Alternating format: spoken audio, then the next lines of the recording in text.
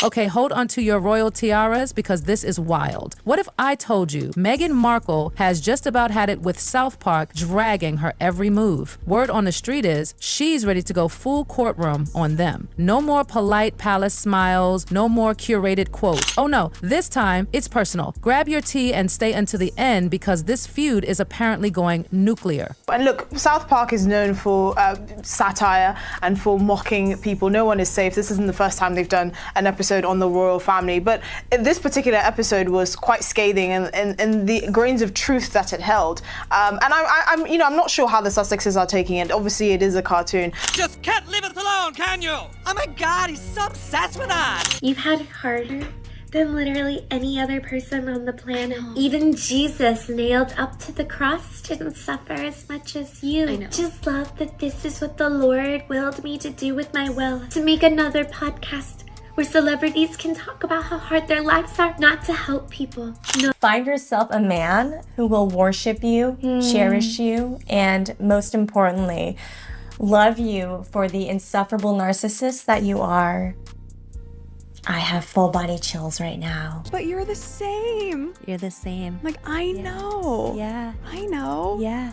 That's why a lot of these celebrities that start these things, they can't keep up. You know, like the Meghan Markles, you just can't keep faking it. It's too hard. For Meghan Markle, they've just learned the hardest of lessons, which is, if you start a brawl, do not be surprised if you end up getting punched twice as hard. In fact, South Park has just knocked them out. There isn't a tear in sight. It's an actor's trick. So why did you say yes to doing this show? Because it's you.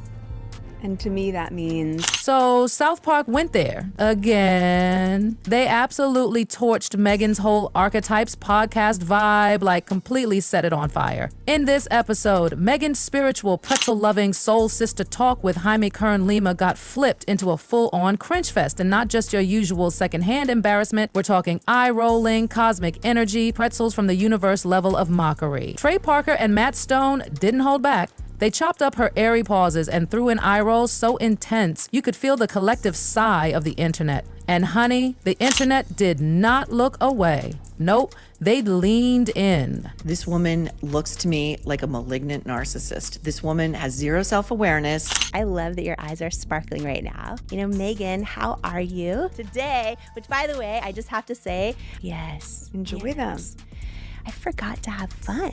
You're right. You're right. That 2-hour podcast that I just had to sit through with Jamie Keen Lima, who is also very cut off from the rest of the world. Now, behind the scenes, things are heating up big time. Insiders from Montecito are whispering that Meghan's legal team is already rummaging through their cease and desist templates. Yep, they're that mad. Furious that South Park made her look like this buzzword-obsessed narcissist, treating every overused phrase like it's some ancient royal artifact. The gag? South Park never actually says her name, not once. But let's be real, every line screams Sussex louder than a corgi at feeding time. So if Meghan does sue, she might end up proving the parody's entire point. Oh, the irony. And get this, she's also reportedly begging streaming partners to pull the clips. But if you know South Park, you know this could backfire big time. The minute their writers catch a whiff of censorship, it's game on. But hold on, because the drama only gets messier from here. Wow. I know.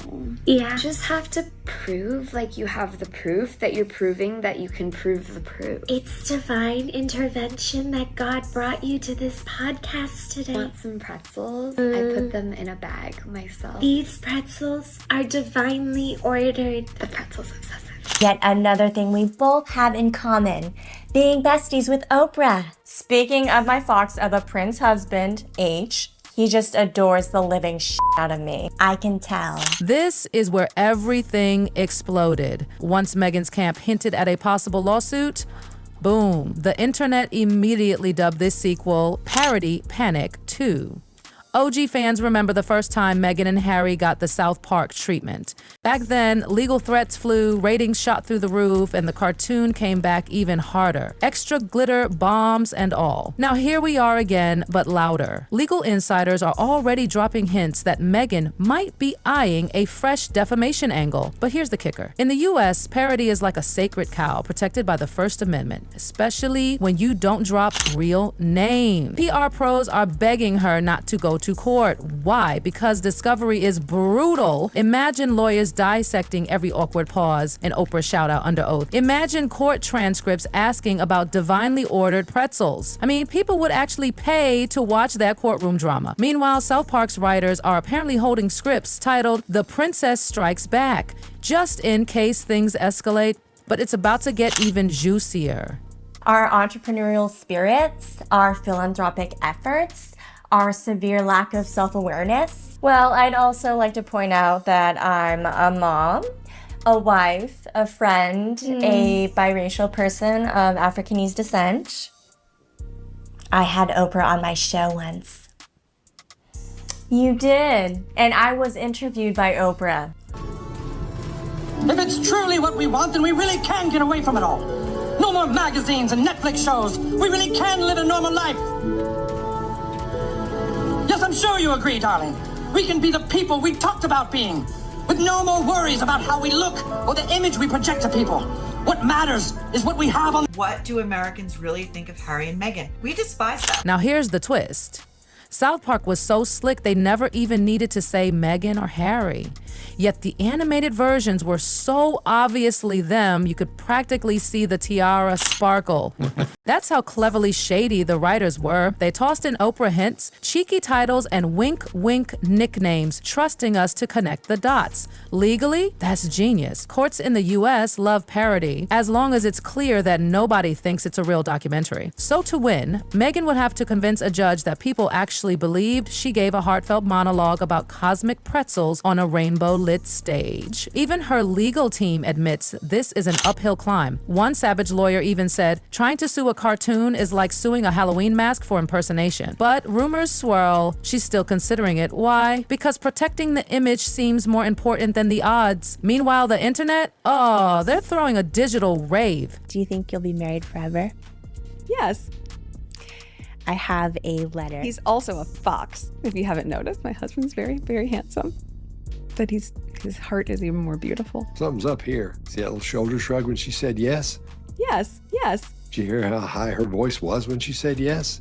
yes. When we're stressed, our larynx closes up a little bit and our voice tone gets a little bit higher. That's why the pitch of the S is so high. What we're doing here is as, if not more important than solving world hunger. Wow. I practiced really hard to come off as genuine. So did I. I think it's working. I do too. As soon as the episode aired, things went totally nuclear online. Cringe Podcast wasn't just a joke anymore. It became a viral wildfire. TikTok, X, formerly Twitter, blogs, it spread like wildfire. People turned Meghan's breathy podcast moments into dance remixes. Someone literally made mugs with divinely ordered pretzels printed on them. Etsy is living. It got so out of hand, people who'd never even heard the original interview started thinking the cartoon was real. PR folks are calling it a brand meltdown loop, and guess what? The more Meghan's team tries to get the clips pulled, the faster new ones pop up, like a game of meme whack-a-mole. Hollywood even took notice.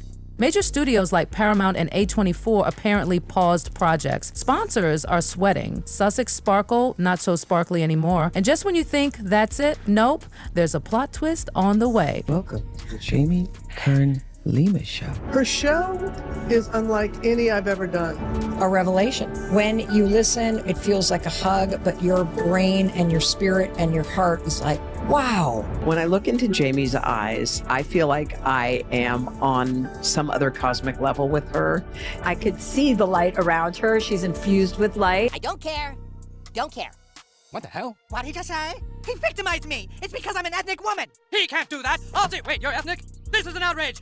There's this horrible spy who lives across the street from us, and we're gonna get him back by changing our brand. Is this you? Sorority girl, actress, influencer, victim. Yeah, that's totally me.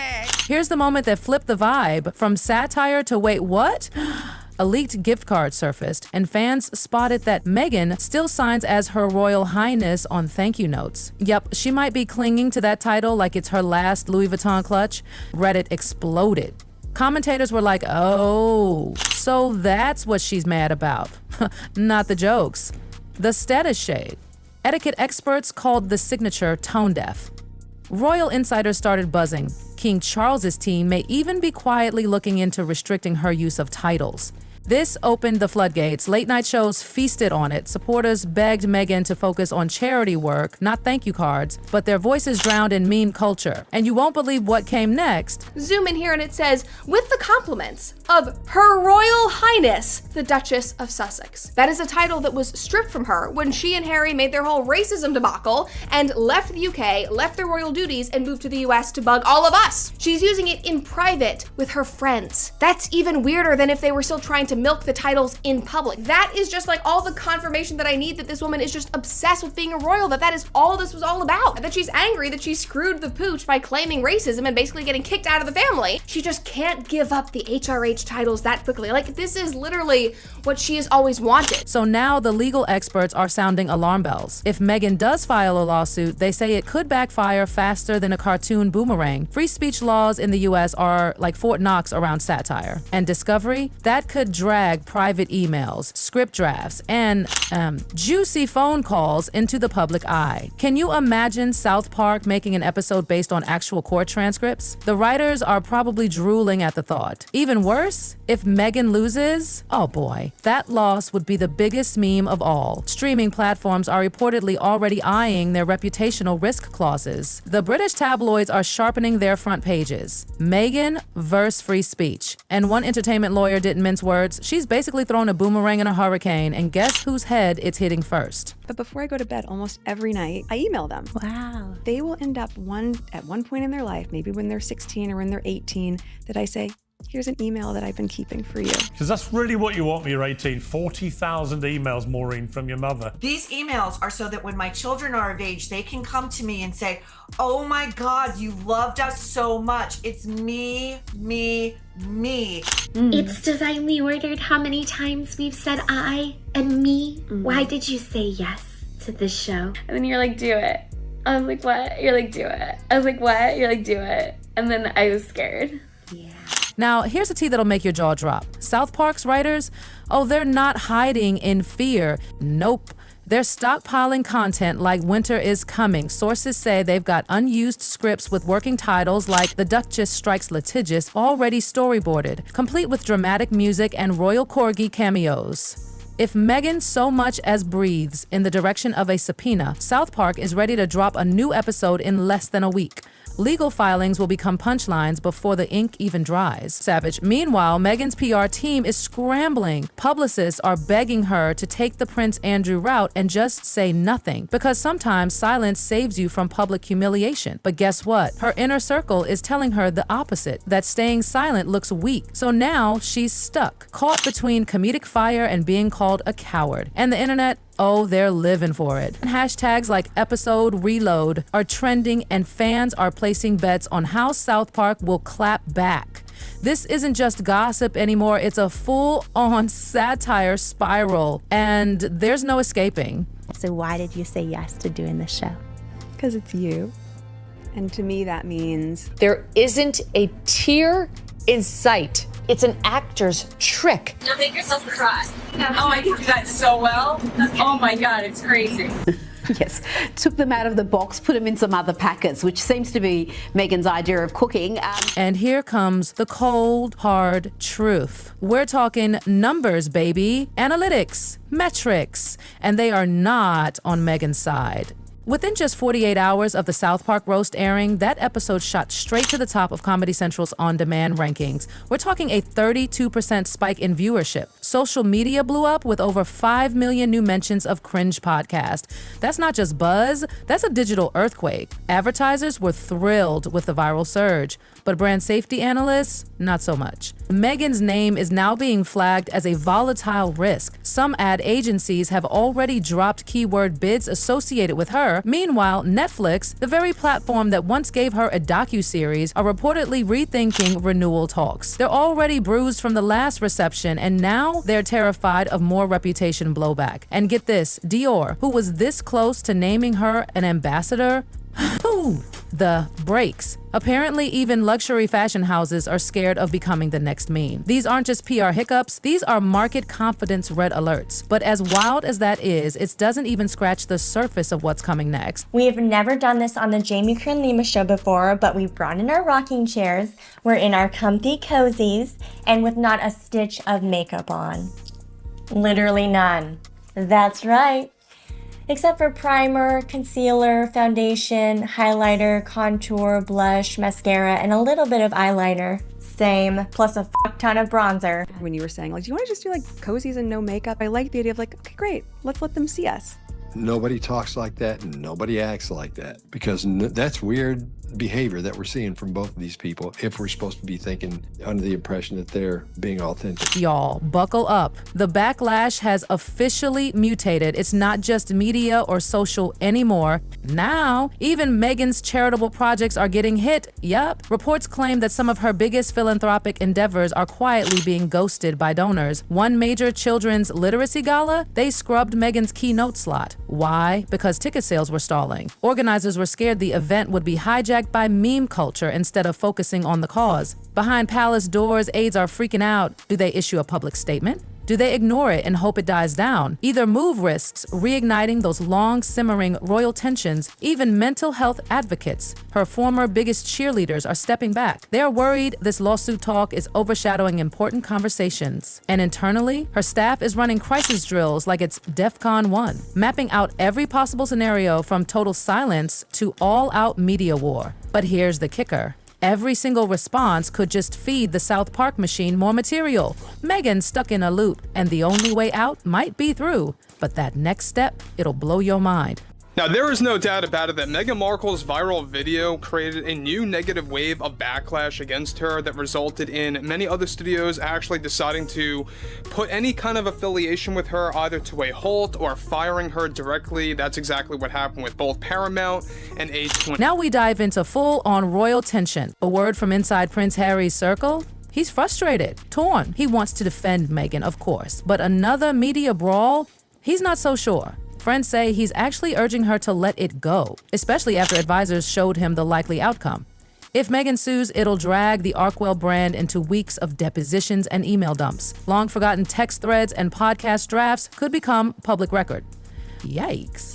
And it gets worse. Hollywood is catching wind of this chaos. One major producer reportedly paused a mental health documentary they were working on with the couple. They're terrified the whole thing will drown under lawsuit headlines. Meanwhile, crisis managers are throwing out every strategy in the book. One says go humble, another says go hard, a third says pivot to philanthropy distraction. Meghan's stuck in the middle, and guess who's watching? Yep, South Park's writers, pencil sharpened, animators on standby. The second she moves, they'll pounce. And as if that wasn't brutal enough, South Park's merch partners just twisted the knife. They dropped limited edition, divinely ordered pretzels t-shirts, and they sold out in just 6 hours. Oh, and they donated part of the profits to a veterans charity. Yep, they used Meghan's moment as a punchline and did good with it. Now, if she sues, she's not just going after a cartoon, she's going after a fundraiser. Meanwhile, a rogue agent leaked a spreadsheet that shows Meghan's endorsement value has dropped 23% since the episode aired. Luxury brands are panicking. And over at Spotify, execs are still salty about that failed Archetypes deal. Off the record, they're calling this whole meme storm meme capital payback. Every signal says the same thing, it's time to stop. But Meghan, she still thinks this is just a bad optics day. Spoiler alert, it's not. What happens next changes everything. So after weeks of behind-the-scenes panic, silence, drama drills, and PR gymnastics, Meghan's team makes a call, a huge one. They're shelving the lawsuit. Yep.